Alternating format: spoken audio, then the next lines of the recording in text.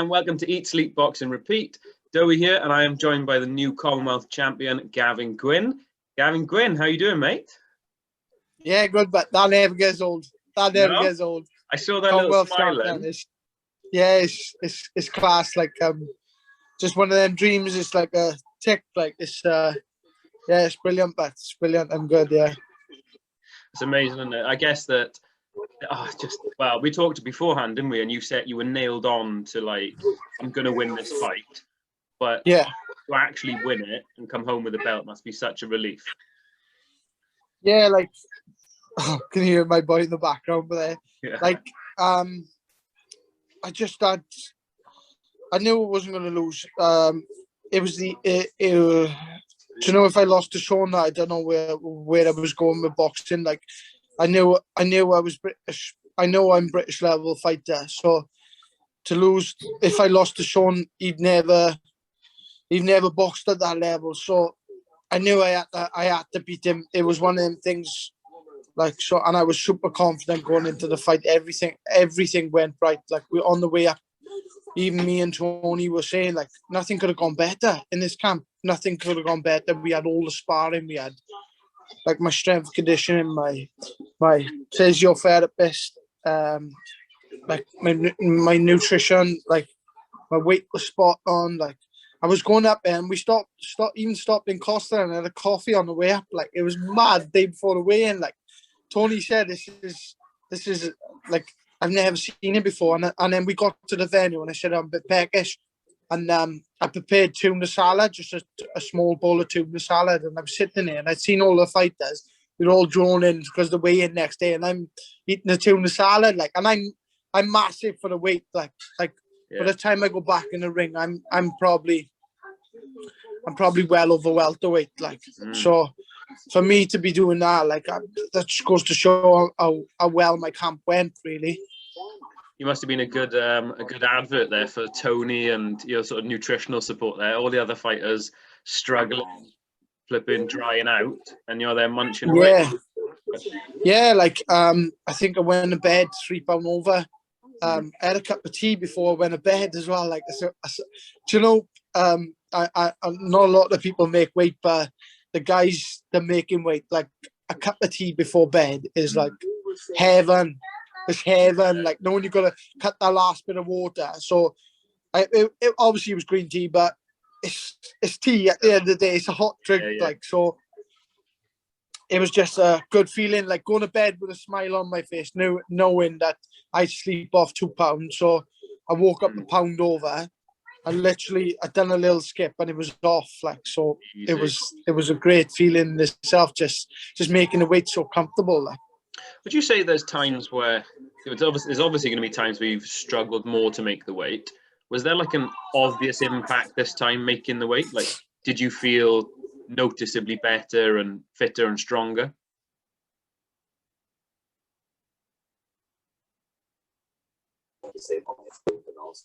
Lost you for a second, mate. Can you hear me? Am I back now? Yeah. You will have gone for a second. Yeah. Just saying, do you know, like this time round where you were feeling confident, you were on the weight and stuff like that, does that play as much on your mind and your body? Did you feel the next day just noticeably better in yourself? Yeah, like boxing's like 90% like mental. Like even the smallest things, like if you have an argument with your missus, or like I don't know, even like it's just little things like go wrong the day before a weigh-in or whatever, your mind's thrown, and that's at the end of the sport. Yeah. So like your mind got to be there 100%. So like I was so happy, like going into the fight, it was unbelievable. Like even my missus said to me, she said, I've never seen you like this going into a fight. I'm normally angry, I'm normally tense up, like I snap at the littlest things, but I was just a nice person to be around, like fight week, whereas normally no one wants to be around me fight week. Like I'm hungry. Do you know what I mean? It's making weight is one of the hardest things someone will ever have to do in their life. Like it's not a nice feeling. So making the weight that comfortable is just goes down to Tony and Richard and Chelsea, all the work they put in with me, really. Amazing. And obviously my missus as well, cooking the food. Yeah. Behind every good man is a great woman, isn't there? So yeah. Fair play to her. Talking about that then, the distractions and the other things that sort of play on your mind, especially so close to a fight. Shout out to Doey Powell. I read his article this week. And he said in there, that's Doey Powell Boxing Wales. I read his article this week. It said that you've gone full-time boxing now, is that right? Yeah, obviously it was a big jump for me, a big step in my life more than anything, because I've gone from now having a wage packet every week to cover my bills. Obviously, I got a mortgage, I got a young family, so I got bills to pay every week. Whereas now I still got to pay them, but I haven't got that wage coming in. But I've been lucky enough to have a few sponsors on board to help me out to pay my bills and everything else. So a massive shout out to all the sponsors, like everyone, even the sponsors beforehand, like so I could have time off work.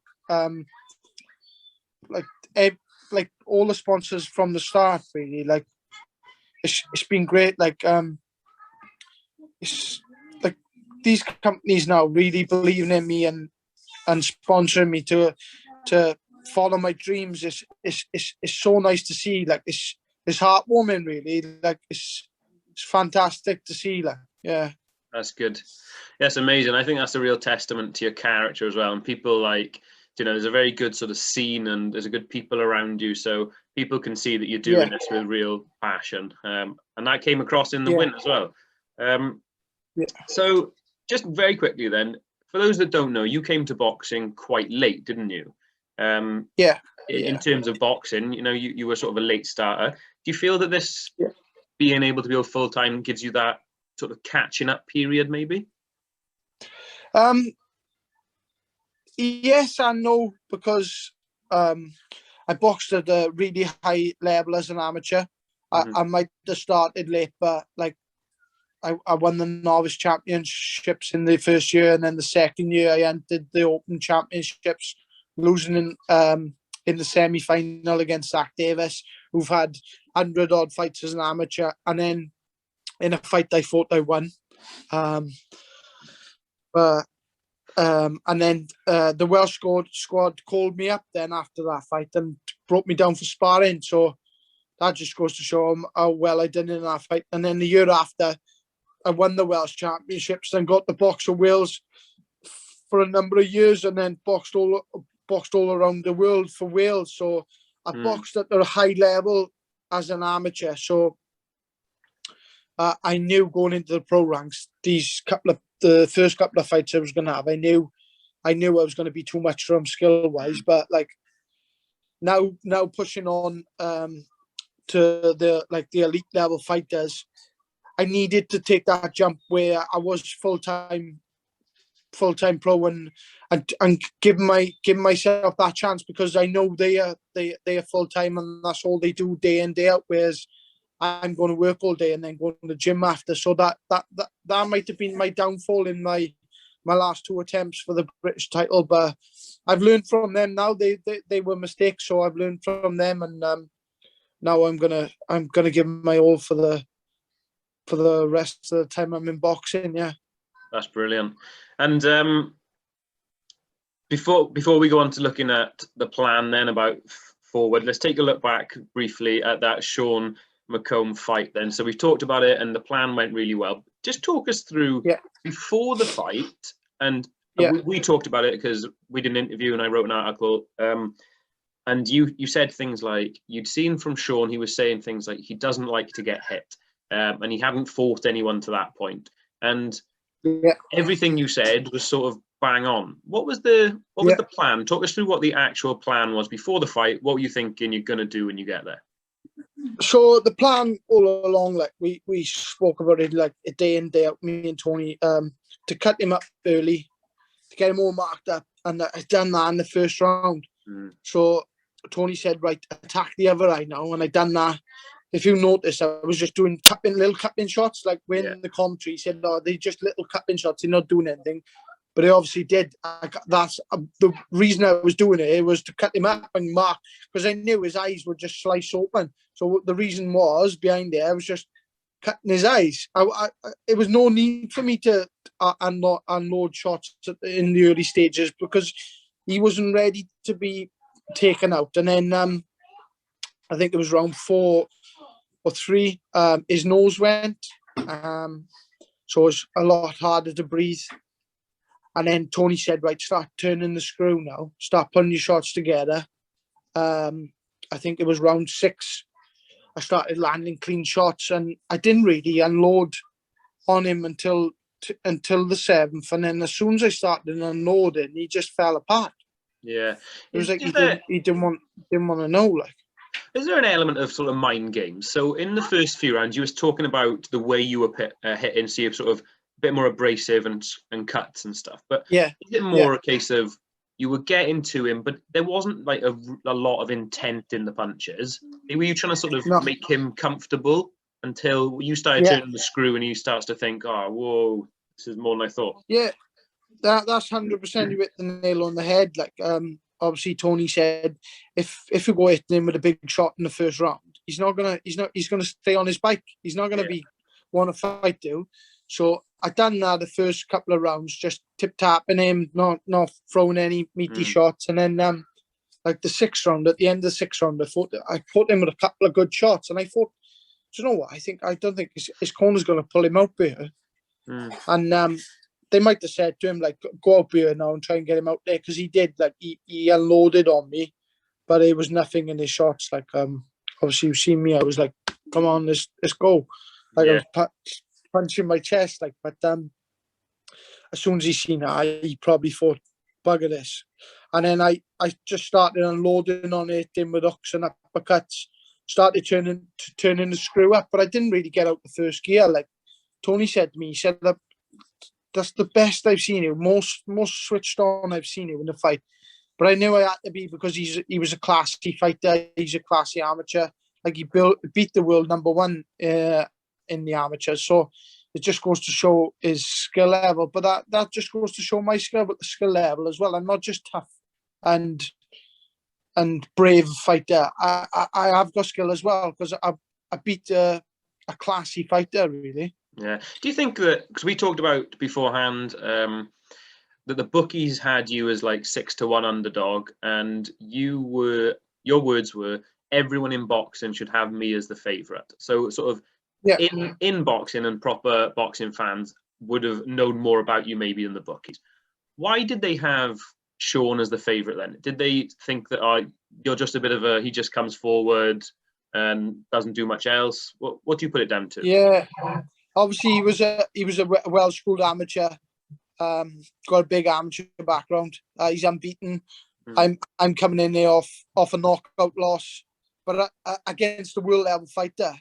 Like, do you know what I mean? So I know everyone in boxing probably had me as the favourite, and probably put money on me and won money on me. Like, so I know like half of Wales put money on me and won a lot of money. Like, my own man won a lot of money. Nice. Because I predicted what round I was going to stop him in as well. I knew I don't know, I just had this good feeling that I was going to stop him 6 to 7 rounds. I said, he's not going to go past 6-7 rounds with me. Not many lightweights will stick the pace I set and start. Do you know what I mean? Only world level fighters. Do you know what I mean? Did it shock you at all when you're in there that you were like, this is going to plan? Like, this is, because every fighter has a plan, and then something goes wrong or whatever. But were you ever shocked? You just thought, this is exactly how I wanted it to go? A little bit of shock, but the amount of work I put in for that fight, I was coming back after training, I just wanted to go sleep. Like, the amount of effort I put in every training session. So I wasn't surprised at the fact it was going to go my way, but like the way everything was falling into place. Like after the first round, he got cut, and then his nose went, and his other cut, and then and I was landing so easy on him. So I was shocked in that way, but but I knew I'd done more than enough in the gym, like, to come up with a win. And the way I'd done it was, I knew I had to stop him because I'm a away fighter, so the judges wasn't going to give me no thing like. The only thing that maybe didn't go to plan, and it was no real danger, was after you got caught on the back of the head with the elbow, and it looked a lot worse because the amount of blood's obviously very thin skin. Yeah, there. yeah. Does that, you dabbed at it straight away, told the ref, like, you know, it's come from the elbow. Does that ever impact you? Because they're not going to stop the fight for a cut on the back of your head. But did you ever? Did you think, right, you know, now I'm pushing? No, not really, because it was like at the end of the round, and I can't remember what round it was, but it was at the end of the round, and I went back and I said, "Is it bad?" Because I seen like blood on my shoulder, so I thought, "Oh my god, I got a big gash." But Chris and Tony were like, "Oh, it's nothing." He said the adrenaline's going. It looks worse than what it is. Don't worry about it. So that was it then. That was it. I didn't even think about it then. So I know I got a good cutsman and cornerman. So like Chris Saniga, he's been around the game like donkeys of years. Like, he's been in so many world title fights. It's unbelievable. Like, so I always got that faith in my cornermen. So they done a fantastic job as well. But it literally was 2 stitches. It was nothing. It was no big deal. Like, good stuff. So yeah. Sticking briefly there on Chris Saniga, obviously Chris plays a huge role in sort of the boxing scene in, especially in sort of South Wales. Has he got any plans for you? Are you going to have a little homecoming when fans can get back into venues? Obviously you can't afford to have me on the shows now. Look, cause it's not much money come from small hole shows. Like, so I know we got a plan to have another fight with MTK. So big thank you to MTK for having me on the show again, and a big thank you to him for giving me the opportunity as well. Like, Leighton as well. He's always been sound with me. So a big thank you to him for giving me my opportunity. And I got another fight with him now. Hopefully in the next couple of months, get defense of the title, and then maybe fight the winner of Maxie Hughes and whoever he boxes next, because I think he's going to be boxing Liam Walsh, because he deserves his shot. Obviously, he was supposed to be fighting for that title first of all, but so I think he deserves his shot next now. And then I'll fight the winner. Then maybe when we got crowds back, like that'd be good. A massive show in Cardiff, like on Sky Sports, that'd be great. Like, have Eddie Hearn to come back to Cardiff. Like, I know Joe Gordina being a big title fight, get Lee in a big massive fight against like Luke Campbell. That'd be class. Like, in the Motorpoint Arena, sell out in Motorpoint Arena. That'd be like a dream come true for me. Yeah, you could. I'm quite biased, obviously, on Welsh boxing, but you could really stack out a Welsh card at the moment, couldn't you? Like, you know, you've got you wouldn't get all these same people on one card, I know, but you've got Liam Williams fighting in a couple of weeks for a world title. Yeah. You've got Jay Harris in a final eliminator. You've got, but the further you go down, you've got, you know, high prospects like Rhys Edwards, Joshua John. Yeah. It's just loads of Welsh fighters at the moment. So like all the top prospects, like Jordan Withers. Yeah, of course. It's the unbelievable talent we got in Wales now. Like, and I think Liam Williams now, I think he'll stop on Andrade. That's going to be a massive boost to Welsh boxing. Like, and I wish him all the best, because I'm fully behind him and I think he can do the job. So I'm going to be lumping some money on him. I don't think you'll get 6-1 though, like you got on yourself, mate. No, we won't be getting them odds. No chance. That's good. I'm not even a betting man, but I just got a feeling he's going to stop him. Like, Liam, since he's joined the Ingle Gym, he's like a totally different fighter. I think he's gone from there and he's just shot up there. Like, it's good to see as well a Welsh fighter go do that. Like, yeah, it's good. There's a real, like you say, there's a real depth in the Welsh scene, and I guess Liam and sort of Joe Cordina are at the top at the moment. Yeah. But for those maybe that don't know, and we always put these videos out to the Welsh boxing groups on Facebook and stuff, so they know about them. Yeah. But there is just a really good sort of ream of fighters below as well. This last year hasn't helped, has it? No, it hasn't helped, and I think like if COVID didn't come about and these boys got the box or even got an opportunity to box on one of these big shows against an unbeaten fighter, I think they'd come through it and come through it comfortable, because I know Rhys Edwards is pushing on for titles now, and Joshua John, as you mentioned, he's ready for titles. Got Jordan with us. I think he'd beat any area fighter now. Like I really rate him. Like I've been in the gym with a lot of good fighters, but Jordan is going to be special. Honestly, he's an unbelievable talent. Like, brilliant. I know I'm good friends with Jordan, so I'm not just brown nosing him there, but he's really special. Like, but I'm trying to like take him under my wing sort of thing, because he's quite young, so I don't want him to go off the track. I know like it's easy enough for him to go out drinking with his friends, but I'm trying to say to him, look, you can do that after you're retired. You got something special in you that you need to train, and you can be world champion by the time you're, I'd say, 25, 26. That's in good years. Like. Do you ever think that you've obviously got a wealth of experience, and your boxing career is, people might be shocked in this, but you did a lot of sort of 4-rounders, 8-rounders. Your first 12-round fight was Joe Cordina. So although you came to boxing a little bit late, you had a really good amateur footing.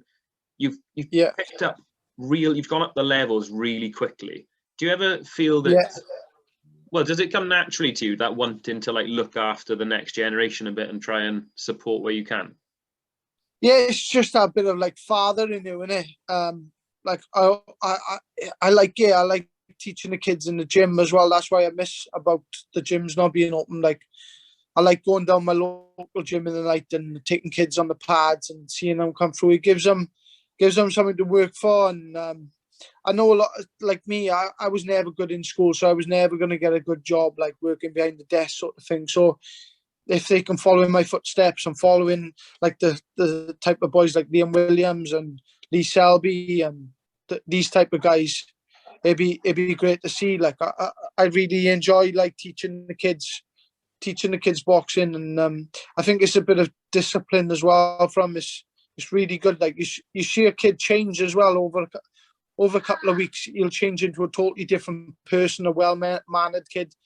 It's really nice to see. Like, and it's a good feeling. And like by doing that, and you've given that bit of, I don't know, just bit of drive sort of thing.